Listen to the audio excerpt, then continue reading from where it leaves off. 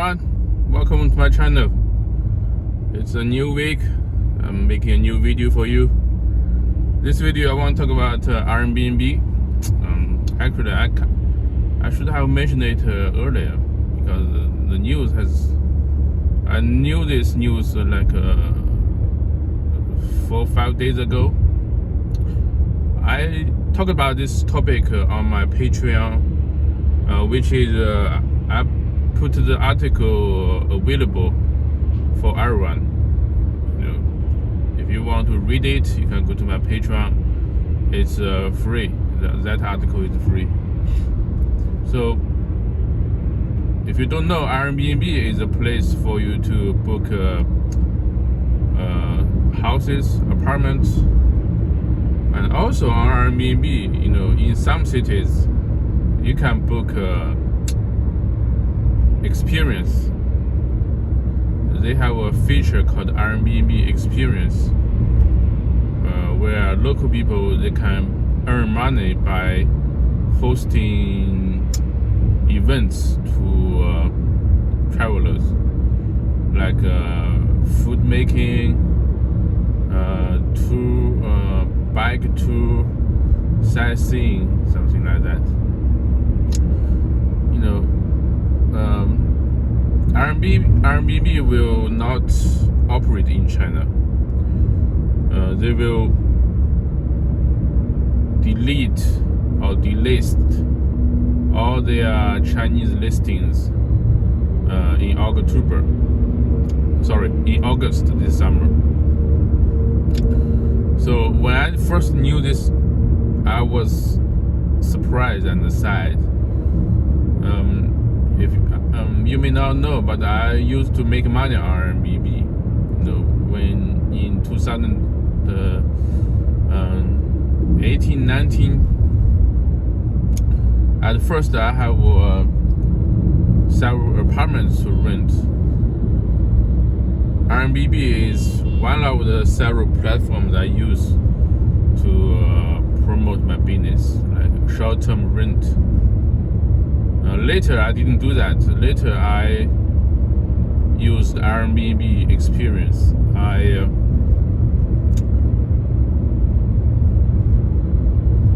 have this day tour. You know, I charge 200 yuan per person. I took travelers to some famous spots in Qingdao, and we had lunch, you know, drive them around.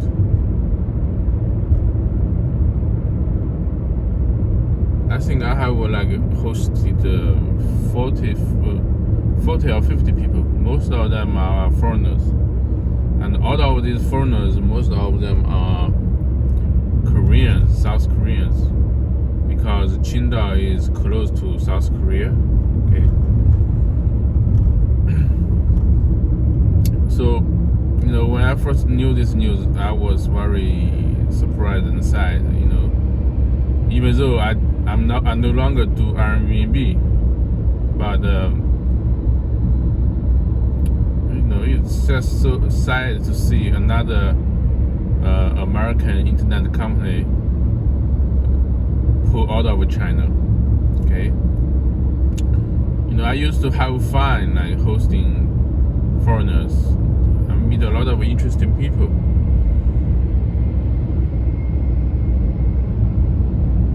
And you know, I remember that like there was a time somebody booked a 2-day trip. It's not from Airbnb, but it's from TripAdvisor. You know, I also have had a listing on TripAdvisor. But very few people book from TripAdvisor. But that mother and the son, they booked the TripAdvisor. They're from Americans. They are Chinese Americans. They are actually Taiwanese Americans. They came to Qingdao, trying to find the schools that the mother's mother went to. Okay. So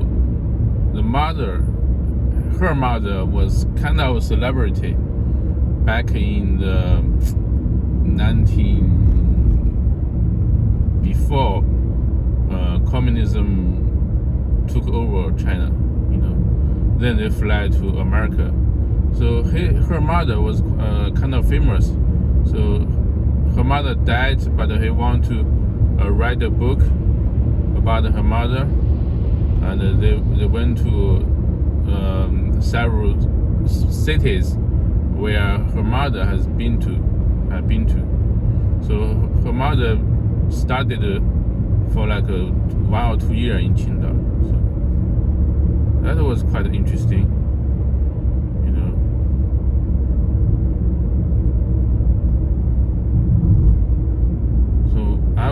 I'm very sad to hear the news.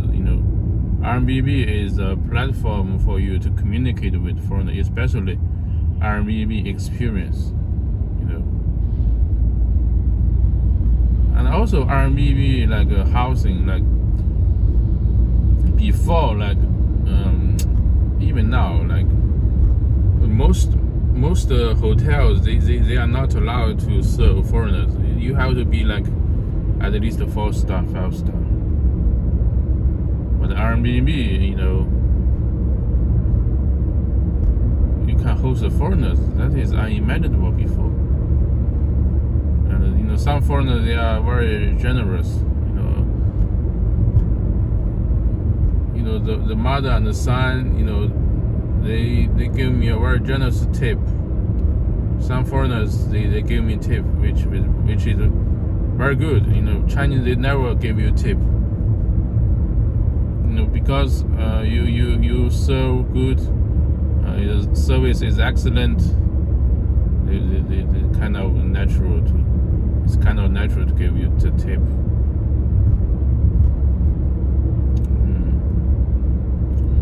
And this people-to-people exchange, this channel is gone.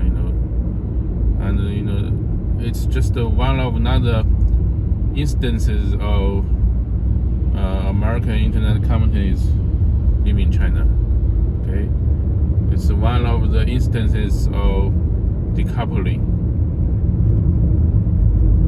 China accounts for Airbnb maybe like 1% of revenue globally, but probably they don't make money in China. One reason, the competition here is fierce. Another reason maybe because of the policies. Here the policies is different maybe from the rest of places where Airbnb operate. By law you should report the foreigner if they stay in your house. By law you should report. You should tell your local government, your local police. But actually most people they don't do that. If you're the foreigner stay in a hotel, the hotel they will send the foreigner information to the police. So you don't have to go to the police station. But if you are staying in a person's house, by law you should go to the police. And maybe that's another reason. Of course, COVID-19, like tourism basically is gone in China. Now, like when the rest of the world opens up, China still have this kind of zero tolerance towards the virus. There are very few planes coming to and out of China, and also the tickets are very expensive. So tourism basically is dead. And now Airbnb is basically most of people on Airbnb China are Chinese.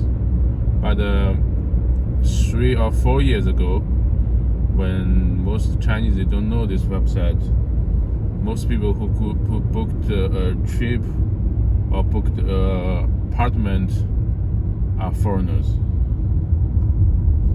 So the business environment changed.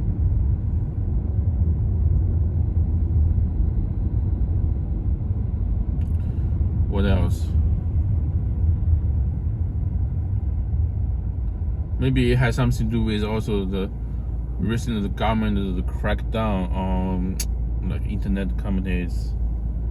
You see how Alibaba, Tencent, they all like not doing good. You know, Airbnb is just one of the long list of the companies that pull out of China.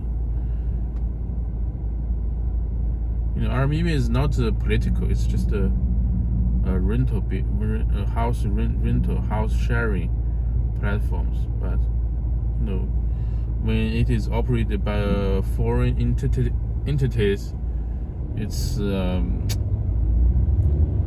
sensitive, I should say. Also, you know, China is also very nationalistic. This website can be easily copied. Okay, this website can be copied and you know, replaced by Chinese rivals. It's just like Uber. You know, before we had Uber, but now it's replaced by Didi. So it's not something that Chinese cannot live without.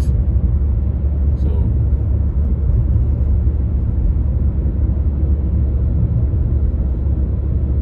and you know, because of the more and more nationalistic, you know, maybe the government think that we don't want foreigners to make money. Maybe some Chinese think that, oh, we don't want foreigners to make money out of us.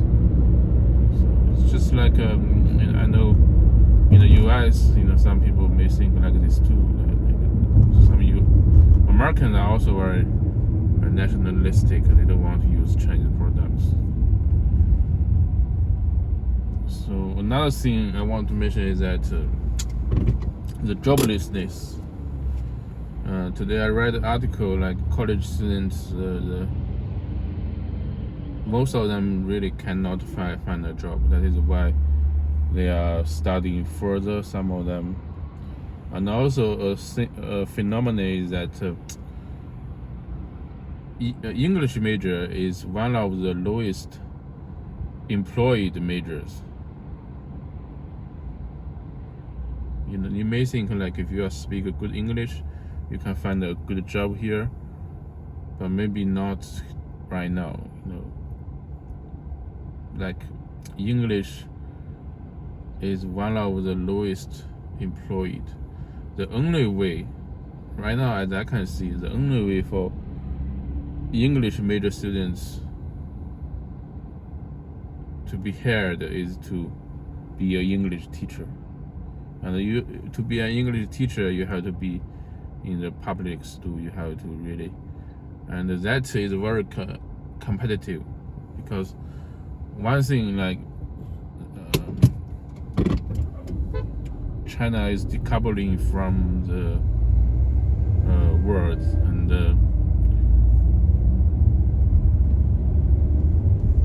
there's less and less demand for English related talents. Okay, another thing is like you know, China is promoting our own culture, and they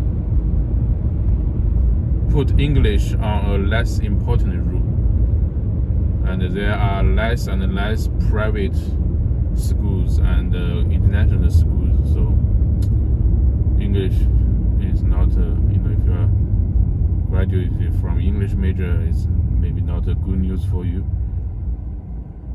So maybe like apart from teachers, you can also do sales, like foreign trade, what I'm doing now. Okay, maybe that is only one of the two ways where we can make money. So I think that is what I have to say for this video. Thanks for watching. Hope you like this. Oh, another way for, you know, for people majoring in English is maybe like making YouTube videos like me. If you are really good at like making videos, you may like earn. But on YouTube, I don't see a lot of Chinese making English videos. Really. Anyway, thanks for watching. Hope you liked this video. I'm out.